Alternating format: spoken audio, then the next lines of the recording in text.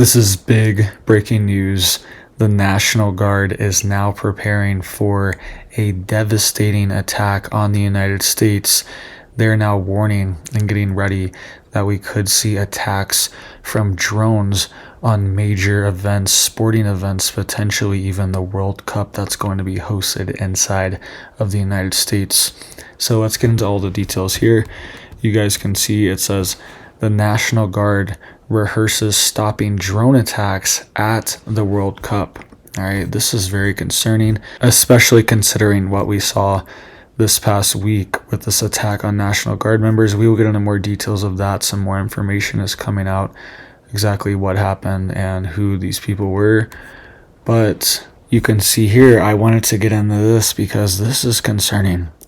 It says here the Washington National Guard simulated drone attacks on Seattle's Lumen Field earlier this month in an exercise that put the 2026 FIFA World Cup center stage. The November 5th rehearsals, part of the Counter Unmanned Aerial Systems Summit, were hosted by Major General Gent Welsh, Washington's Adjutant General and Homeland Security Advisor. It says here the summit's key event was a tabletop exercise that simulated an array of drone attacks, one against Lumen Field during a World Cup match, and two more against critical infrastructure. The simulations explored possible drone attack sites, tactics attackers could use, and tested interagency cooperation in response to evolving threats. Quote, if you think about where the world was on September 10th, we are at a very similar place, Welsh said in a release, adding that the troubling findings of the 9/11 Commission report served as motivation for organizing the summit. Okay, so that's what a top U.S. National Guard general, Major General, is warning of right now. He's saying he feels like this is right before a 9/11 attack. So when you put this in coordination with what we just saw and what's going on, we could see more of this. All right, and I'm sure things like this are already being planned behind the scenes, and that's part of the reason they are preparing for these things. All right. Quote, that report talked about red flags that popped up prior to 9/11, and now we have seen what is happening across the globe with drones and need to be ready, Welsh said. In the end, the exercise exposed responders to numerous, quote, obstacles to accomplishing a unified response, including, quote, limited authorities across various levels of government, gaps in resources and barriers embedded in current policy and legal frameworks. The exercises made clear that actionable solutions to drone threats are needed across the board, the release stated. Quote, we have a lot of people talking about the problem from different angles, but we are talking past each other, Welsh said. I am glad we finally got everything together and we can walk through the problem. It says here, National Guard units across different states regularly hold tabletop exercises to prepare for emergencies and disasters such as floods and hurricanes. Simulations are used to establish clear lines of communications between the guards and interagency partners, streamline command and control, and establish areas of responsibility to ensure efficient responses to disaster situations. Next year's FIFA World Cup will see soccer matches held in 11 metropolitan stadiums across the United States, which will host games along with Canada and Mexico. Okay, so this is actually happening next year. 11 different states, or 11 different stadiums in multiple different states and major metro areas. And they're also warning of attacks against critical infrastructure as well too. These drone attacks are becoming more integrated in things like war, and also part of these groups and these terror networks potentially that want to cause chaos as well. They've been integrating drone technology as well. So this is the future, guys, and it's concerning to see because there's a whole host of things. It's not just explosives. It could be a normal explosive. It could be a radiological nuclear disaster, nuclear event. It could be a biological release of some type of disease. Okay, I've seen simulations on that as well too, where they are preparing for biological releases from aircraft, right? There's multiple things that they are preparing for and worried about. And you don't need to be scared, but you should be prepared. You should be ready, because if something like this does happen, we're going to see lockdowns. We're going to see potentially like martial law scenarios, at least in sections of the country. And we're already kind of seeing this right now. We're seeing a major military response, more National Guard being deployed after this attack. And if something big like this happens, then they might have to just really lock things down, especially in one of these big cities. They're preparing for this to happen, and potentially Seattle. So just be prepared. Have stuff ready at your home just in case because that would be most likely scenarios that, there's travel restrictions. Things are kind of on the lockdown. People are in shelter in place scenarios and orders issued for weeks potentially, while they figure out bare minimum, a few days you should have preps to get through food and water. And it could go on for weeks, and it could just entirely change things permanently, right? Like this general was insinuating, saying that this could be similar to a 9/11 event, which did cause permanent changes inside the United States. So let's hope this doesn't happen. But the country has been wide open, and we don't know exactly how many people are in the country that have bad intentions, like this guy that was previously let in from Afghanistan.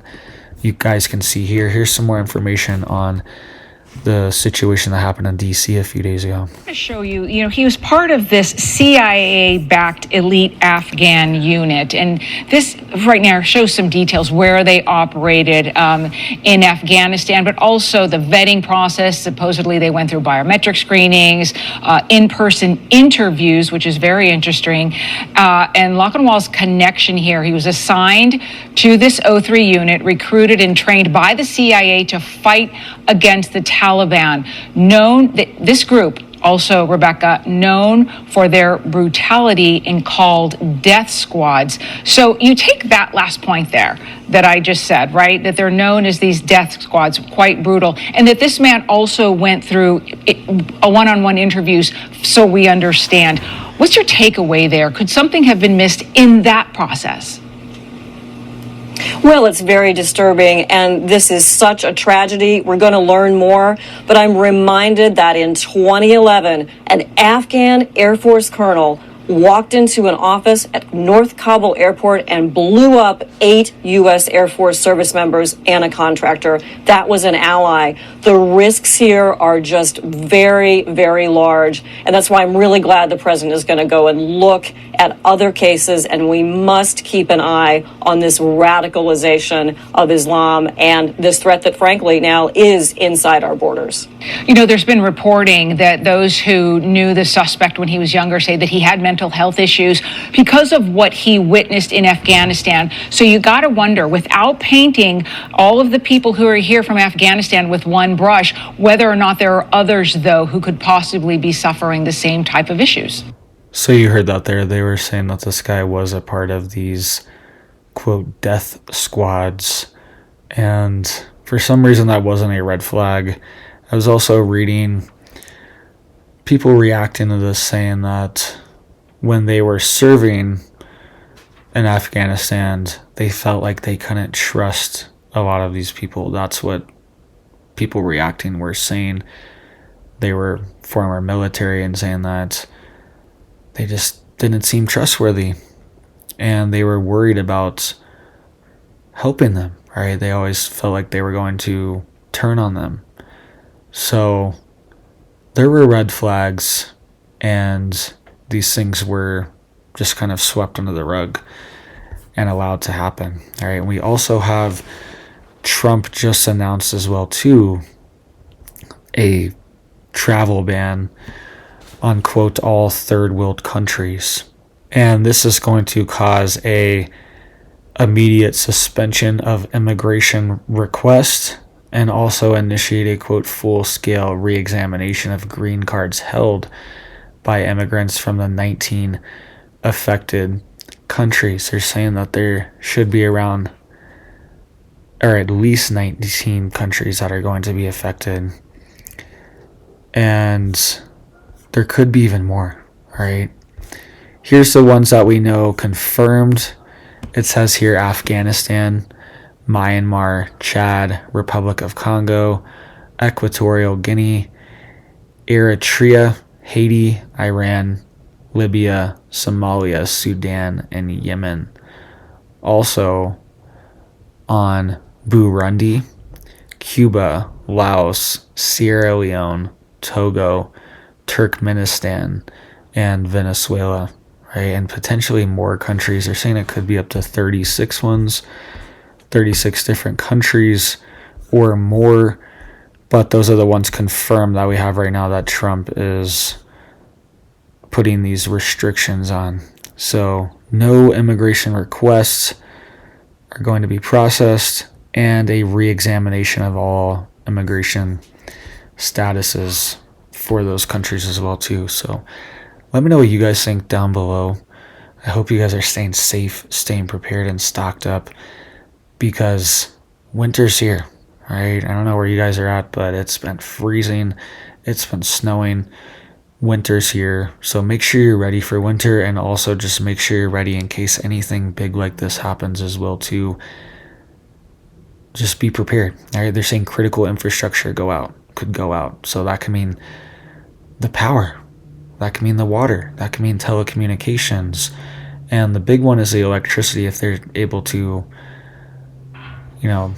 they could even target nuclear power plants, things like that, where they take out the electricity and also cause a radiological disaster at the same time. All right. So do you have a generator? Do you have batteries? Do you have some type of backup systems?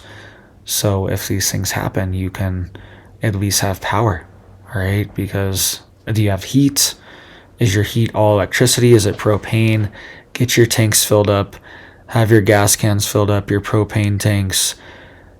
You have your wood stacked up, right? It's already snowing a bunch where I'm at, and it's not even December yet. So just be prepared. If something like this happened in the middle of winter, it could be devastating for a lot of people, all right? They're preparing for next year, 2026, when these matches are happening, but who knows? It could happen anytime. We've already seen things escalating every few weeks, right? We're seeing just major escalations and attacks and targeting of certain groups, certain people, targeting of the administration.